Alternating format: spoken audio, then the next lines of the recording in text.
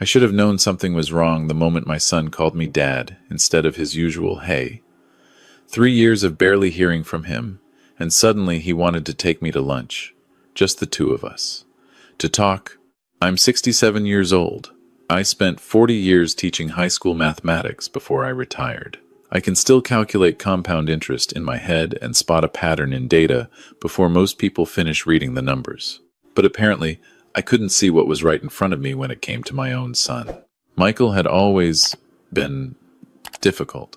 Even as a kid, he had this way of calculating every interaction, every relationship, like it was a transaction. My wife Ellen used to say he got his analytical mind from me, but she worried he didn't get her heart.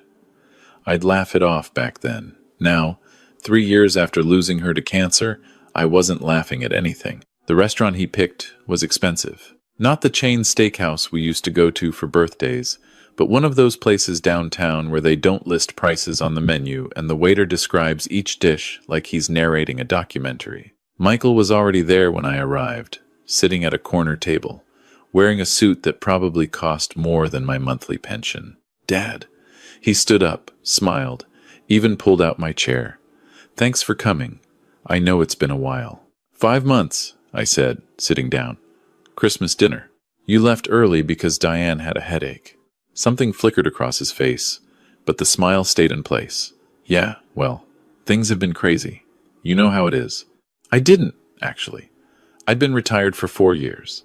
My days consisted of reading, maintaining Ellen's garden, and occasionally tutoring students at the library. I wasn't closing million-dollar deals like Michael, who'd made a name for himself in commercial real estate. He was the top agent at his firm, according to the annual Christmas card Diane sent. We made small talk through appetizers. He asked about my health, the house, whether I was keeping up with yard work. I asked about my grandchildren, and he showed me pictures on his phone. Emma was 12 now, looking more like Ellen every day. Jack was 9, all knees and elbows like Michael had been at that age. I barely see them anymore, I said, handing back his phone. You're always so busy. I know. I'm sorry. He leaned forward, and his expression shifted into something more serious. Actually, that's part of what I wanted to talk to you about. The kids and, well, the future. My stomach tightened. The future. That's what people said when they wanted to talk about death, about wills, about who gets what when you're gone. I'm healthy, Michael. Doctor says I've got the blood pressure of a man 20 years younger. I know, Dad, I know. But Mom didn't even make it to 65, and he paused, looked down at his hands. Look, I'm not trying to be morbid. I just think it's important to have things in order. For everyone's peace of mind. The waiter brought our entrees. I'd ordered the salmon without looking at it, barely tasting it now. Michael cut into his steak with precise movements, like he was dissecting something in a lab. What exactly are you suggesting? I asked. Just that we should review Mom's estate planning. Make sure everything's updated. There have been some significant tax law changes in the last few years, and I'd hate for you to lose a big chunk to the IRS unnecessarily. He said it so smoothly, so reasonably. Of course, he would know about tax laws. He dealt with property transactions every day. I have a will, I said. Ellen and I did them together 15 years ago. Exactly. 15 years? Things change, Dad. Estate tax exemptions, trust structures, the value of the house. When was the last time you had the property appraised? I hadn't. Ellen and I bought the house 43 years ago for $42,000. It was on 3 acres with a small lake, about 30 minutes outside the city. Back then, it was just country property. Now, the city had sprawled out to meet us, and houses in our area were selling for numbers that made my head spin. I don't know, I admitted. Maybe it's worth $500,000? Michael's fork paused halfway to his mouth. Dad, houses on your street sold for 1.2 last year, and you've got the lake access. You're sitting on at least 1.5, probably closer to 2 million. I stared at him. $2 million. The house where I taught my son to ride a bike in the driveway, where Ellen planted rose bushes every spring, where we hosted countless barbecues and birthday parties. I couldn't conceive of it as $2 million. It was just home. So what? I said. I'm not selling it. I'm not saying you should. I'm saying you need to protect it. For the kids. For Emma and Jack. Do you know what happens if you die without proper estate planning?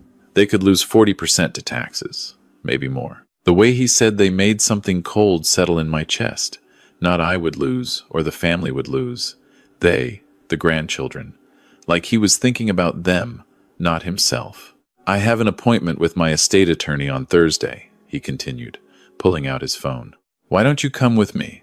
Just to get a professional opinion. No obligation. We'll review the will.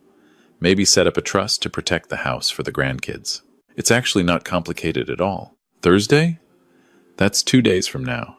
I know it's short notice, but this is the only time Stuart had available for the next month. He's doing me a favor squeezing us in. Stuart Maxwell.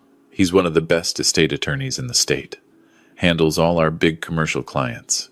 I should have felt grateful. My successful son, taking time out of his busy schedule to help his aging father navigate complex legal matters, making appointments with top attorneys, buying me expensive lunches.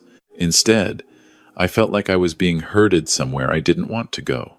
I don't know, Michael. I should probably talk to John first. John? John Breslin.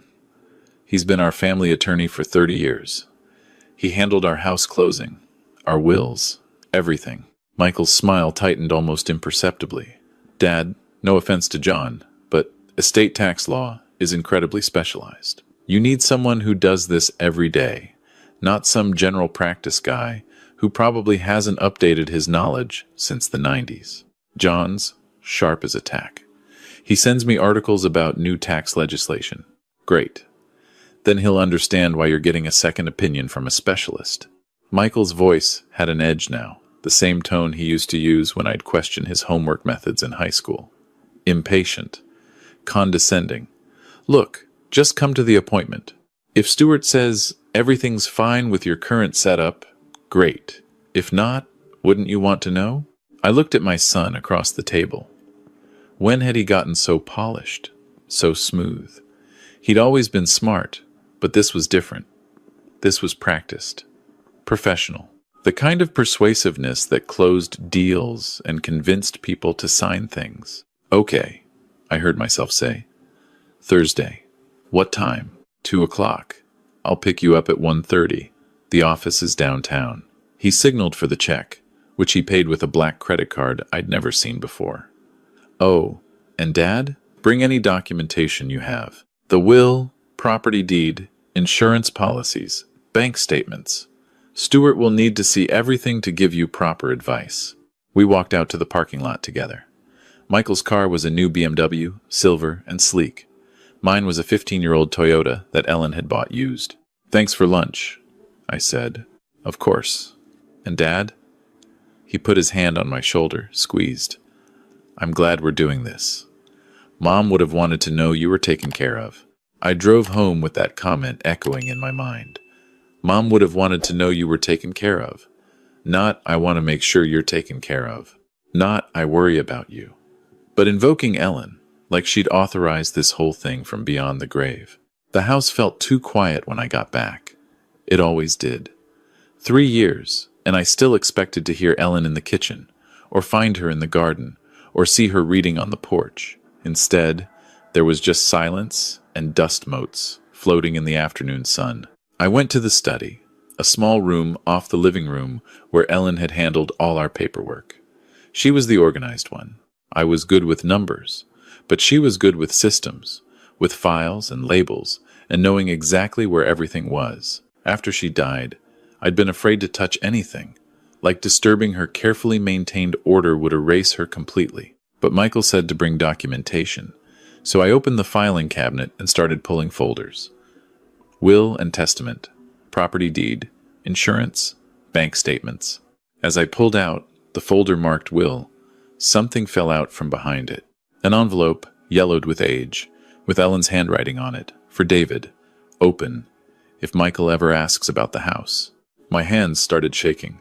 I sat down in Ellen's chair, the one she'd sat in thousands of times, and stared at the envelope. She'd written this. When? How long had it been there, tucked behind our will, waiting? I opened it carefully. Inside was a letter, dated 6 months before she died. "My dearest David," it began, and I could hear her voice in every word. "If you're reading this, it means Michael has approached you about the house. I don't know exactly how he'll frame it, but I know it's coming. He's been asking me about it for the last year, ever since we had the property appraised for insurance purposes. He's called it financial planning and protecting our assets and thinking about the future. But I know my son, and I know what he's really thinking about. Do you remember when Michael was 16 and wanted to borrow my grandmother's pearl necklace to give to his girlfriend? Not to let her wear it, to give it to her, permanently. I said no, and he argued for hours about how I was being sentimental about just jewelry, how the pearls would mean more to someone who was young and could actually wear them. He never understood that it wasn't about the value. It was about what my grandmother meant to me, about memory and love and things that can't be reduced to a dollar amount. He's 35 now, but he still thinks the same way. Everything has a price. Everything is an asset to be optimized. And I think he looks at our house, our home, and sees something that should belong to him, not because he loves it, but because it's valuable. David, I need you to know something. 2 years ago, we set up a trust with John Breslin.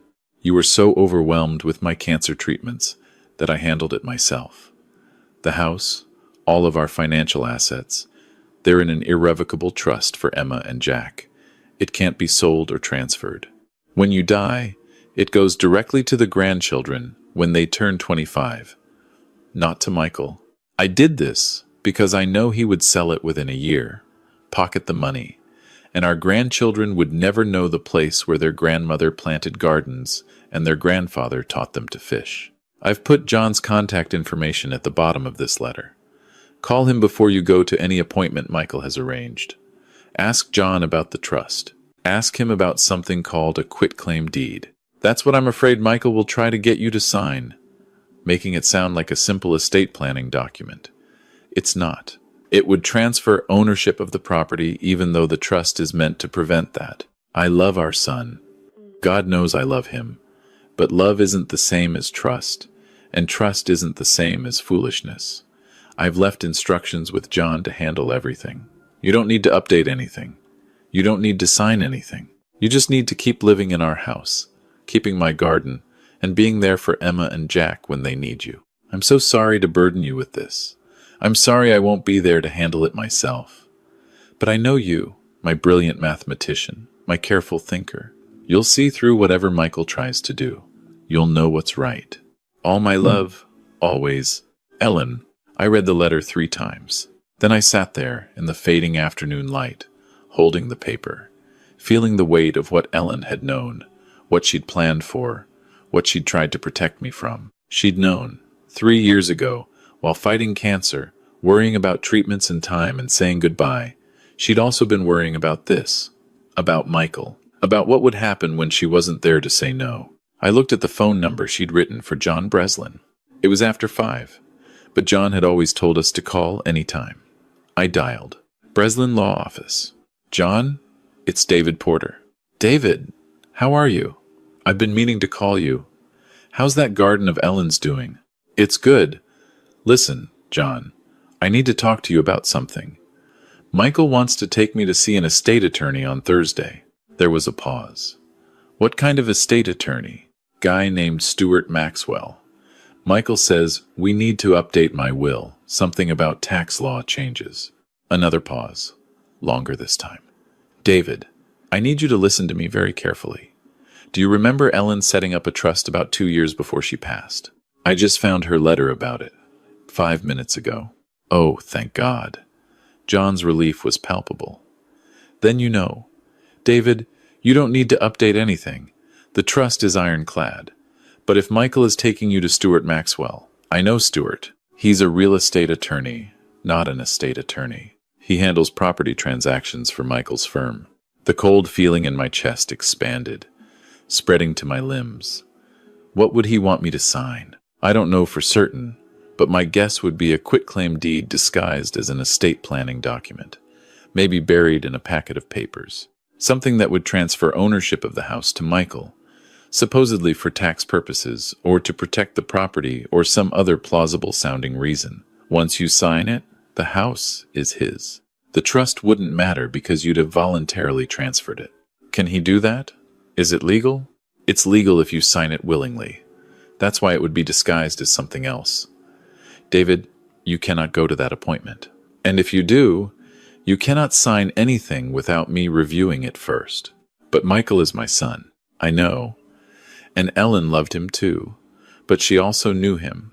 That's why she did what she did. I thanked John and hung up. Then I sat there as the room grew dark, thinking about my son. About the little boy who'd loved to build things with blocks, who'd struggled with reading but excelled at math, who'd cried at Ellen's funeral with his face pressed against my shoulder. That boy was gone. Or maybe he'd never been who I thought he was. Thursday morning, Michael called to confirm. Still on for this afternoon, Dad? 1:30? Actually, Michael, I need to cancel. Silence. Then, cancel? Why? I talked to John Breslin. He says my estate is already properly structured. I don't need to update anything. John Breslin is a dinosaur, Dad. He's been Ellen's attorney for 30 years. Mine too. Fine. Michael's voice had gone flat. So you'd rather trust some old man than your own son who actually knows the current market? I'd rather trust the attorney who helped Ellen set up a trust specifically to protect the house for Emma and Jack. The silence that followed was different. Heavy, like the air pressure dropping before a storm. She told you about that. Not a question. An accusation. She left me a letter. Of course she did. Michael laughed, but there was no humor in it. Mom never trusted me with anything important. Did she tell you that? She set up that trust without even consulting me. Like I was some kind of criminal who'd steal from my own family. She set it up because she wanted the kids to have it. Not because... Bullshit, Dad. She did it because she always thought I wasn't good enough. Nothing I ever did was good enough for her. Straight A's? You could have tried harder. 6-figure salary? You should spend more time with family. Buy a nice house? We lived in a shack and turned out fine. Meanwhile, that house you're sitting in is worth $2 million, and you're barely keeping up with the property taxes on a pension. So that's what this is about? You think I should sell it? I think you should be practical. You're 67 years old, living alone in a house that's too big for you, struggling to maintain 3 acres and a lake. What's going to happen in 5 years when you can't mow the lawn anymore? 10 years when you need assisted living? You think your pension and Social Security will cover that? He wasn't wrong about the practical concerns. I was getting older. The house was big. The lawn was hard work.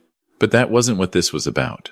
Emma and Jack will be 25 in 13 and 16 years, I said quietly. I can hold on that long. For what? So they can inherit a house they'll probably just sell anyway? They don't have any attachment to it. They barely remember visiting Grandma there. That's because you stopped bringing them. We've been busy. Too busy for Sunday dinners. Too busy for birthdays. Emma's turning 13 next month.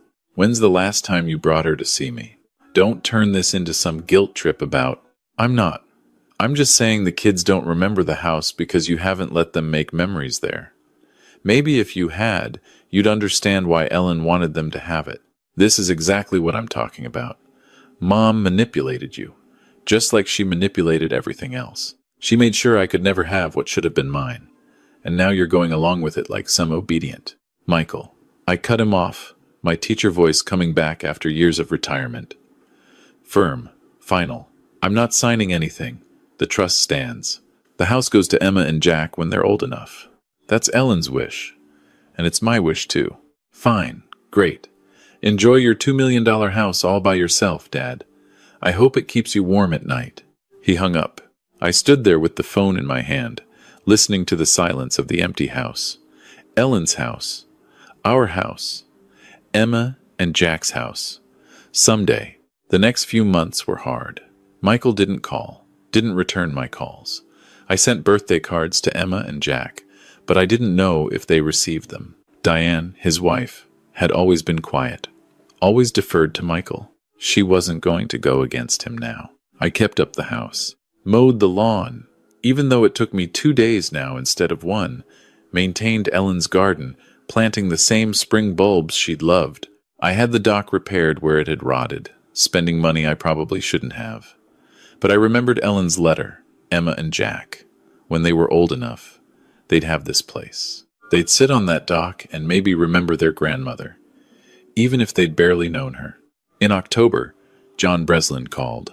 David, I need to tell you something. Michael tried to file a claim that you're mentally incompetent and unable to manage the estate. My hands went numb. What? It was thrown out. He had no evidence, no medical documentation, nothing.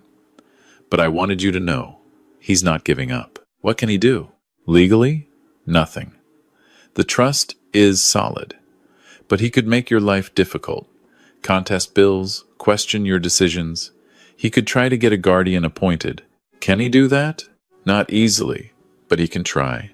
And even trying costs money and time and stress. David, you might want to consider documenting everything. Your daily activities, your finances, your health, just in case. So I did. I started keeping a journal, writing down what I did each day, balanced my checkbook to the penny, kept every receipt, went to the doctor for checkups, and kept all the records showing I was healthy, competent, able to make my own decisions. It felt paranoid. It felt sad. It felt like something I never thought I'd have to do because of my own son. But Ellen had known. Somehow, she'd known. In December, a year after that lunch, the doorbell rang. I opened it to find Diane standing there, Emma and Jack beside her. Emma was taller than I remembered, her face set in that adolescent mixture of uncertainty and defiance. Jack looked scared. "Hi, David," Diane said quietly. She never called me Dad, even after 20 years of marriage to Michael. Always David, polite and distant. "Diane, kids, this is a surprise. Can we come in?" I stepped aside, and they filed into the living room. Emma and Jack sat on the couch, looking around like they were in a stranger's house, which, I supposed, they were. How many times had they been here? 5? 10? Not nearly enough. Diane stayed standing. "I need to talk to you. About Michael. About everything." "Okay. He doesn't know I'm here. He'd be furious if he knew. But She glanced at the kids, then back at me. "I can't do this anymore. The lying. The schemes.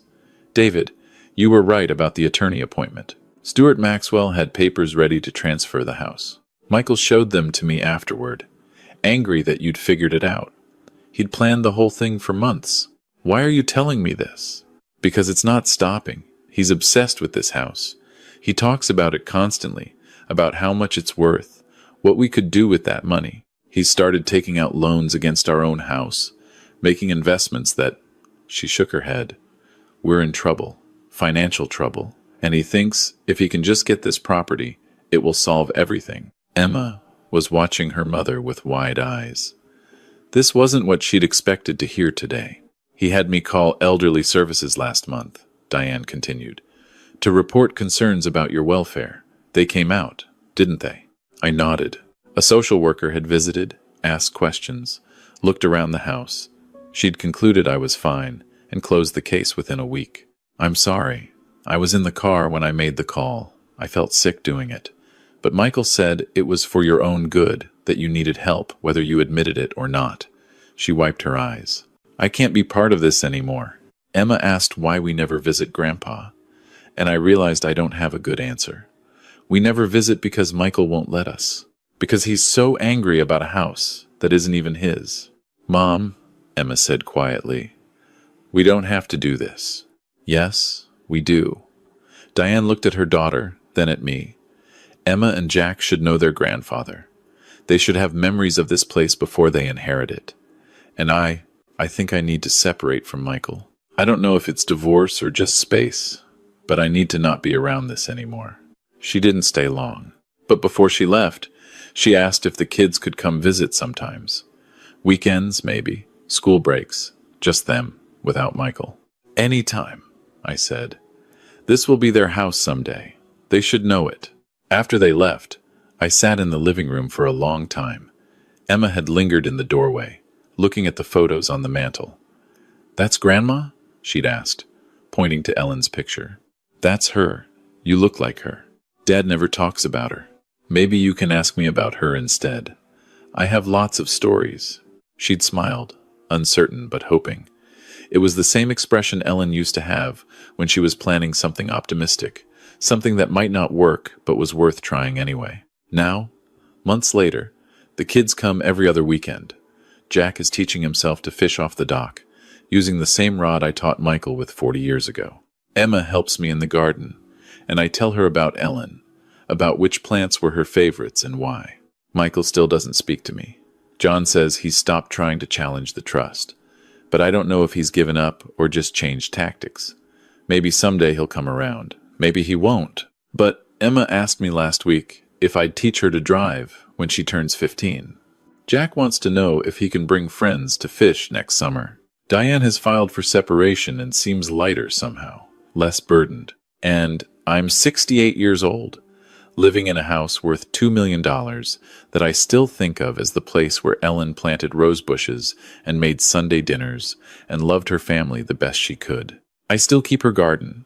When I plant bulbs or prune roses, I talk to her sometimes, tell her about the kids, about how they're growing, about how she was right. She usually is. The house is quiet now, in the late afternoon. In a few hours, Emma and Jack will arrive for the weekend. Emma wants to learn to bake using Ellen's recipes. Jack wants to sleep in the tent by the lake if it's not too cold. I look at Ellen's letter sometimes, the one she left me 3 years ago. The paper is getting worn at the creases from handling, but her words are still clear. Love isn't the same as trust, and trust isn't the same as foolishness. She knew what was coming. She prepared for it. And because she did, I have my grandchildren back. I have weekends filled with laughter and questions, and the kind of chaos a house needs to feel like a home. Michael made his choice. He chose money over family, property over people, transaction over relationship. Maybe someday he'll realize what he lost. Maybe he won't. But Emma and Jack will have this place. They'll have the lake and the garden and the memories we're making now. They'll have what Ellen wanted them to have. Not just property, but a home, a history, a foundation. And maybe that's what inheritance really is.